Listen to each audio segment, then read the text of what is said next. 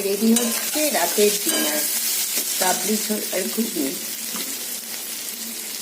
দিয়ে শুকনো লঙ্কা গরম মশলা ফোড়ন দিয়ে আলু পেঁয়াজ সব ভাজা ভাজা করে নিচ্ছি। এদিকে ছোলা সেদ্ধ হয়ে গেছে, তো এখন আর একটু ভাজা ভাজা হবে, তারপরে মশলা জিরে দিয়ে লঙ্কা দিয়ে কাঁচা লঙ্কা আদা বাটা দিয়ে মশলা দিয়ে ভালো করে কষাচ্ছি।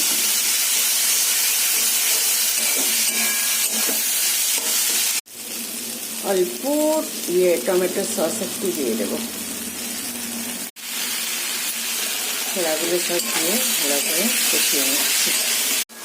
এখনো কষানো চলছে, আরো ভালো করে কষাবো, অনেকক্ষণ ধরে কষাতে হবে, তবে টেস্ট।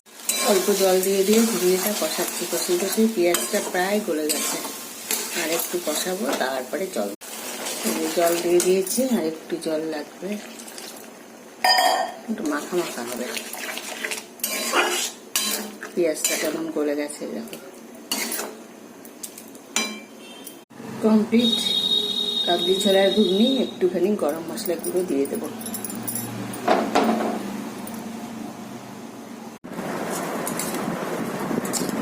রাত্রে ডিনার।